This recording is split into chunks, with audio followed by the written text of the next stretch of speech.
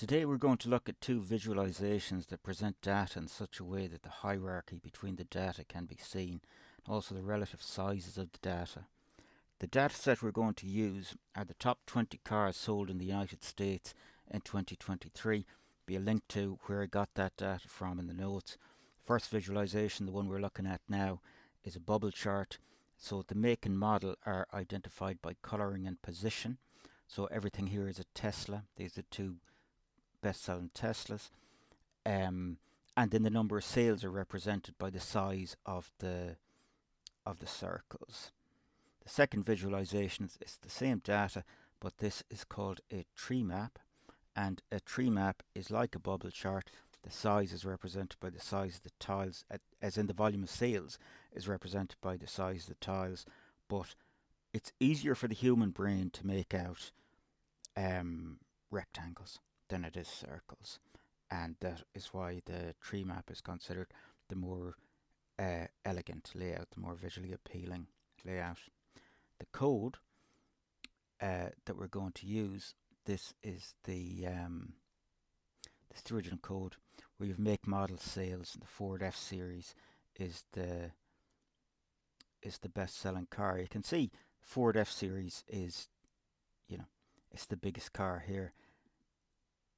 It's the biggest car here as well, but it's a harder job to judge it between the F series, Silverado, the RAV4. The Treemap has that bit more pop in it. Anyway, big thing that you have to do first in creating either a bubble map, a bubble chart, or a tree map is to reconfigure your data so that it is in a tree map ready state. So here it is now in regular wide format, where we have make, model, sales, and we have a value for all three of those for 20 observations. If we make the car tree map ready, what we have is we have an ID, a parent ID, and a value. So the base ID here is the make of the car at the start, and then we have the number of sales, the value, and then the parent ID is the make of the car. So a Model Y is a Tesla, a CRV is a Honda, and so on. Once we've got that done, we repeat the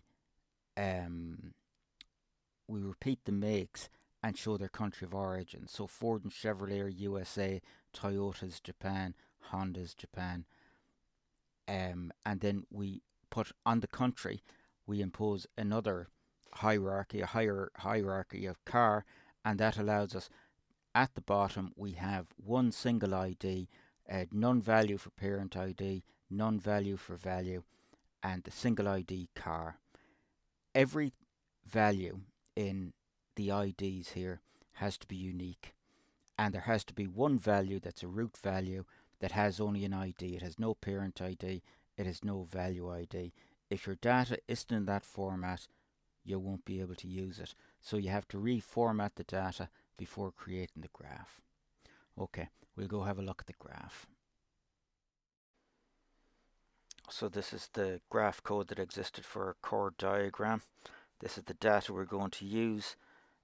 Just copy the name of the file. Best-selling cars tree map, and now we're going to take a look at the data. I'm just going to print it to the console. We're going to change the headline to best-selling cars.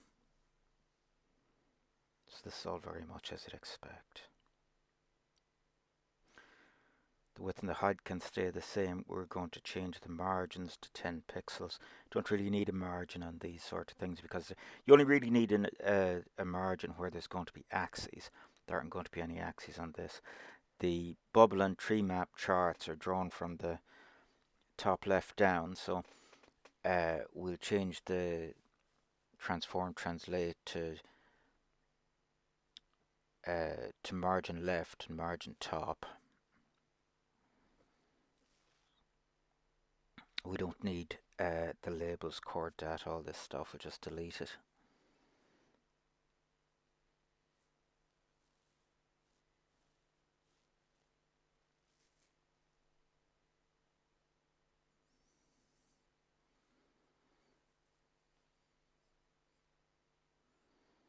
all goes. I'll leave the tooltip for the time being because the tooltip can be complex. So the first thing we have to do with the data, even though we formatted it, there are two formatting constructions we need to make. The first is stratify. The stratify has two methods, ID and parent ID, and because we're cautious people, we have set up those as the column names in our CSV because you can't get them mixed up. Again, every ID has to be unique, and the IDs must contain a root ID that have no parent ID, no value, just the root. So the root in this case is cars. Now we're going to create a data object called root, and we're going to create that by calling the stratify method we just wrote using data as its argument. We're going to sort root according to height, and you're probably wondering, I don't remember height in the data. Well, there wasn't height in the data. Height has been created by stratify, by D3 stratify. That's why we call it. And we also call sum on stratify, and we tell it to sum the values. Now we're going to print root to the screen so we can get a look at it, or print root to the console, I should say.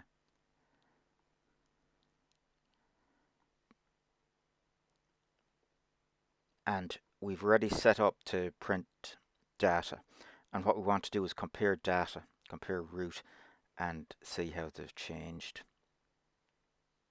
So just blow up that a little. Data is, as you'd expect, 3 columns: parent ID, ID, and value. That's all fine. Now root is more complex in that it's nests and nests of objects, and you can't call JSON stringify on it because it's so deep. But you see here, you see the height properties that have been added to each of the data points, and that's what D3 stratify does. It adds height. Now the next thing we're going to do is we're going to create a method. Let's put a label actually on root, because all we're doing so far is looking at the data as it changes. So we have our initial data we call stratify. Stratify adds height and depth values for every data point in our array.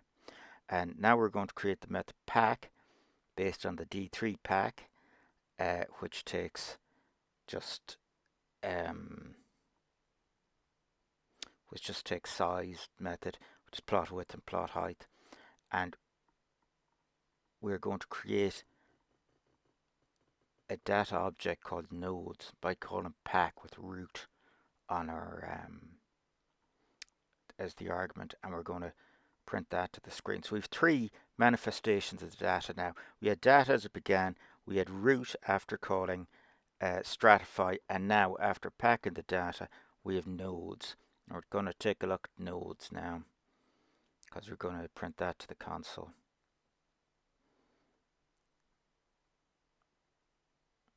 Back to the Fox. So here we have nodes. We open up nodes, and we see that as well as depth and height, see them down here, there's 3 new values. There's or, there's x and y. X and y stand for x and y, and or stands for radius. So what each of the 2 methods, stratify and pack, have done is that they've added placing details to our data, so that the visualization will know where to place the different data points. So back to the code, and the first thing we're going to do is we're going to get rid of all these console log, console tables thing, because they clutter up the place. And there's a console table at the top. Go up, delete that.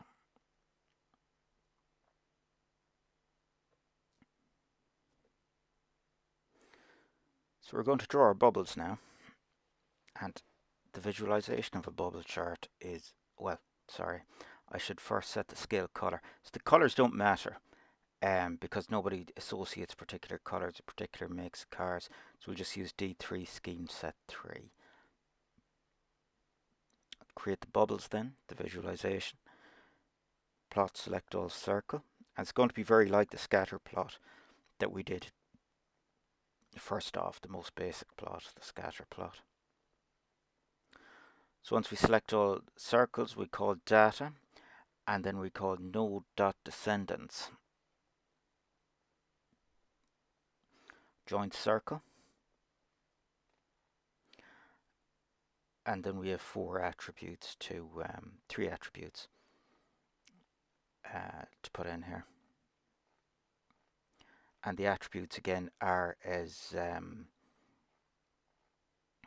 per the scatter chart, CX, CY, and or for radius.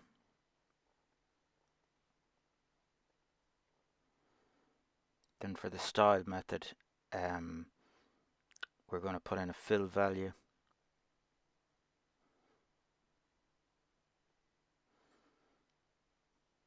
And we're going to use scale color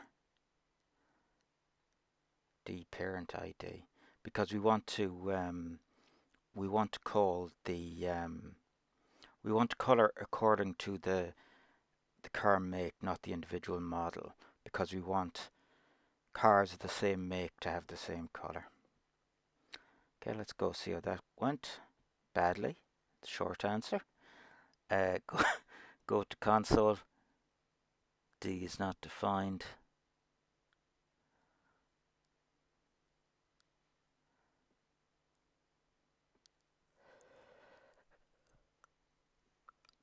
Okay, it should be D arrow scale color. And here are our circles appearing as they should. So the next thing we're going to do is we're going to create labels for the circles.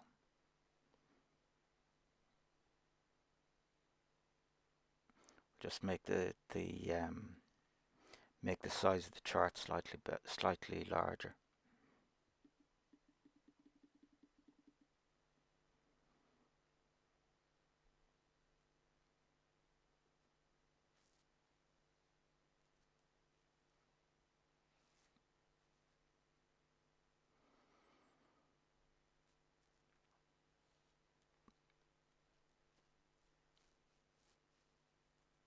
So we'll comment this as labels. And it's plot select all text. The data is node descendants again.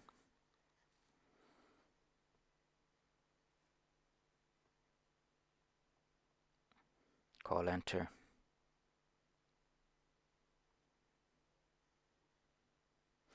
And we've 4 attributes this time because we're dealing with text as next attribute.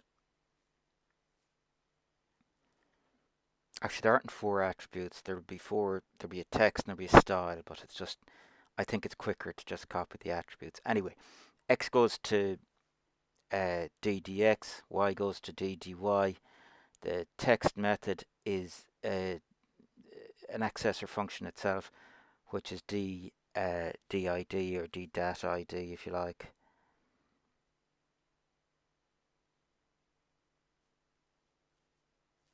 And we're going to give it a font size of 12 pixels just to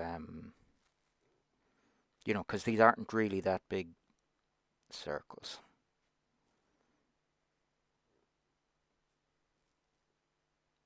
So launch the Fox, take a look. No labels.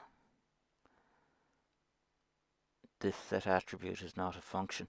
That's one of those frightening warning messages, but it's not actually that bad because what I've done is I've left out append text. If you remember from the start, it's select all data, enter, append, and then you append the same as you selected all. And that's how it works. It's slightly different with joins. Anyway, so here our labels are appearing, but as you can see, it's crowded because there are labels on top of each other. Tesla is behind Model X there. So that's not great. So what we need to do is we need to create a helper array, which will identify whether or not a text label is a model. And if it's a model, if it's a car model, an Explorer, Model X, Model Y, rather than Ford, Tesla, Honda, whatever, then print. And if it's not a model, then don't print. So we'll create two arrays. We'll create model prime and models, and I have that backwards. So just change this first one to models, which is an empty array. Then models prime, we're going to get from putting a filter on data, and we're asking data to filter the data array such that only leave all elements that have a value greater than 0. So if we go back to the original data, you'll see that it's only those elements that identify models that have a value. The rest are blank. So this will just return the models. And then for each element of this filtered array, we're going to add the DID value, which is the actual model. And I'm repeating work here, which I shouldn't do. We should just be able to add models push DID. Be fine. Okay, some work saved. Back we go to our labels. And in our labels now we have a ternary operator, and the ternary operator is going to say, does models include DID? And if it does include DID, then this particular label refers to a model and we want to print it. And if it doesn't, then we're going to return a blank, an empty string. An empty string isn't a blank, actually. A blank is probably a space. Okay, let's go over to the Fox, see how that worked out. Hit refresh. And that's tidier now. You see Tesla isn't behind the two Tesla models. We'll add in one change. We're going to add another style. And we're going to set the text anchor style to middle. It defaults to start. Text anchor is 3 values: start, middle, and end. So we're going to set it to middle here.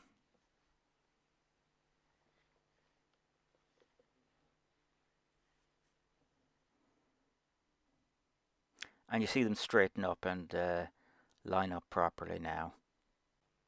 We'll just do one extra little bit of housework before we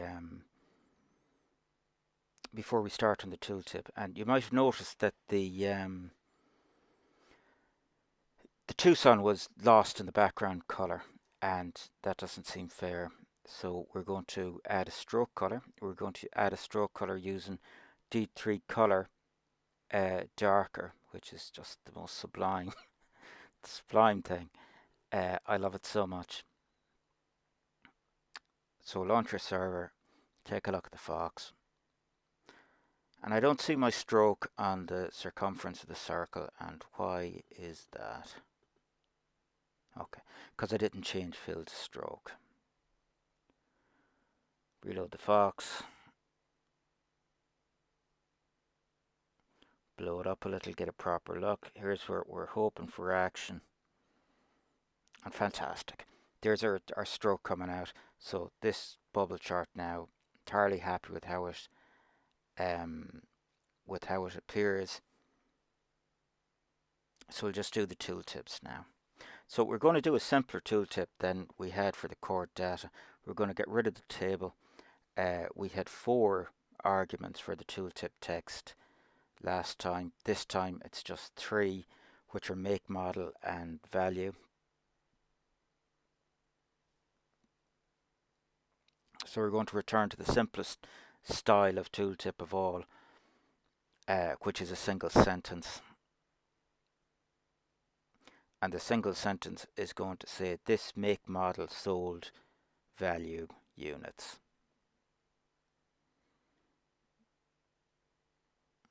Or the make model, I should say.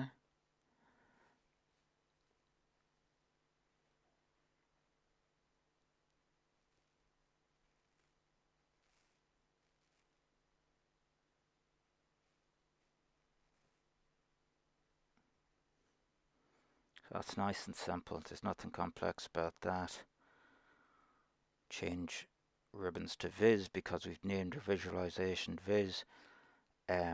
We won't do any messing with the opacity of what we're hovering over. There's no need for that.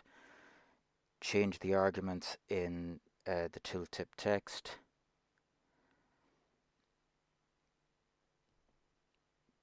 To dparent. You might have noticed I've alternated between dparent ID and ddata parent ID, which is a little inconsistent of me. I will say in my defence that the system is a little inconsistent as well. Sometimes you need to put in data, sometimes you don't. So let's see how we get on here. Okay, it's given me undefined for the model or for the make. So parent ID is within data. I need to put in data. So I'll put in data all the time to be sure. Now, the other thing that you see here is something that we saw with the labels, in that if you hover somewhere where there isn't a, just change this first.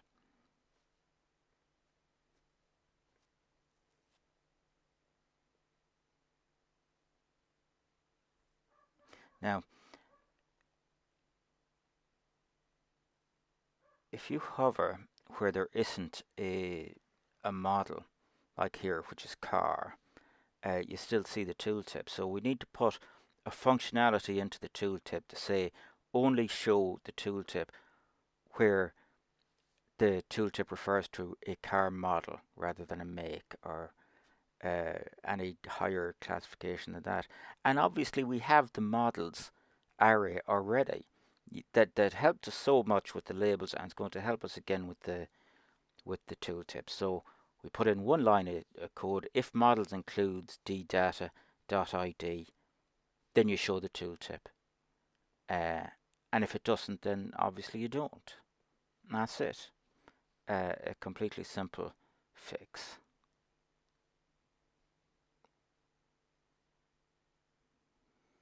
Close the Fox, relaunch the Fox, and we're seeing our tooltip show up correctly. And when I say correctly, we need to put in the comma formatter for the numbers. That's the one blemish on this otherwise fantastic comma formatter sales.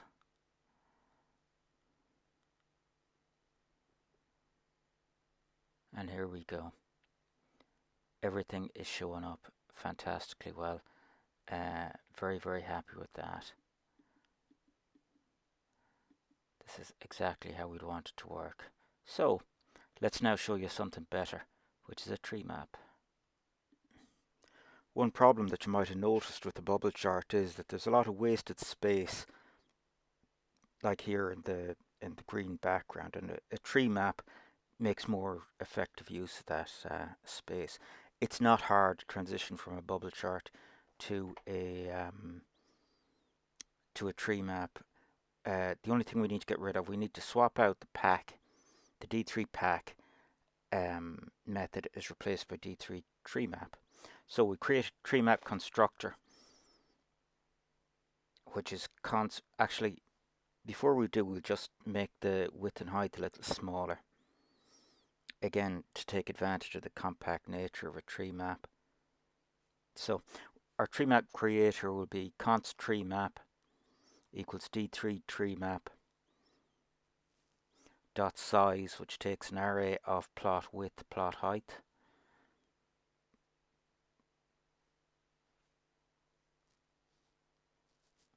And then there's padding, which is how much space to put between the tiles. 1 is loads, as we'll see later. The scale color stays the same, that's fine. So where our pack maker created a new data object, calling Treemap with root as its argument changes root itself. So we're going to log root.children, the first element of root.children to the console. Go take a look at it. Let's just launch our server. Back to the Fox. Open our console. Hit try again. And this is the first element of root.children, and you'll notice we have x0, x1, y0, y1 values. So these are created for every element in the array, and it's from these that we're going to draw the tiles in our tree map. A new data object isn't created. The object root itself is transformed when Treemap is called with root as its argument. Okay, get rid of that. Into visualisation, instead of select circles, we're going to select rectangles, which is just rect. A lot like myself. Data is root.leaves rather than nodes.descendants. And then the attributes, we have 4 attributes, which are the attributes for a rectangle: x, y, width and height.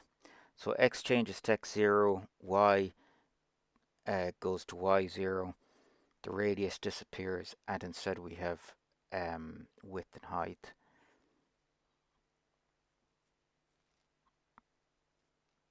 So one is dx1 minus dx0. That should be width. And height then is dy1 minus y0. Stroke can stay the same, fill can stay the same. It's all fine.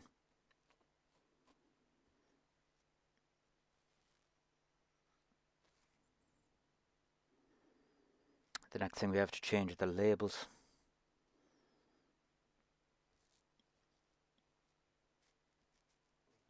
So change node descendants to root.leaves. The x and y attributes change to x0, y0.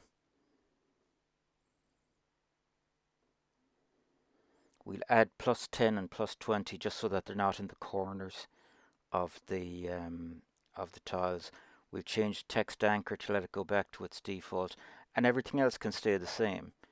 It's just those small changes that we make, and here we have that much neater diagram, a tree map, which shows what our bubble chart showed, but it shows it much tidier.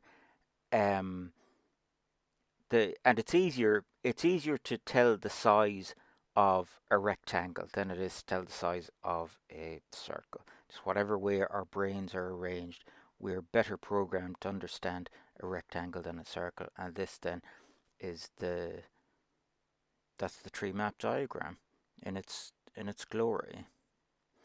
Padding, if you increase padding to 5 here, 5 seems like a small number. It's actually a huge number.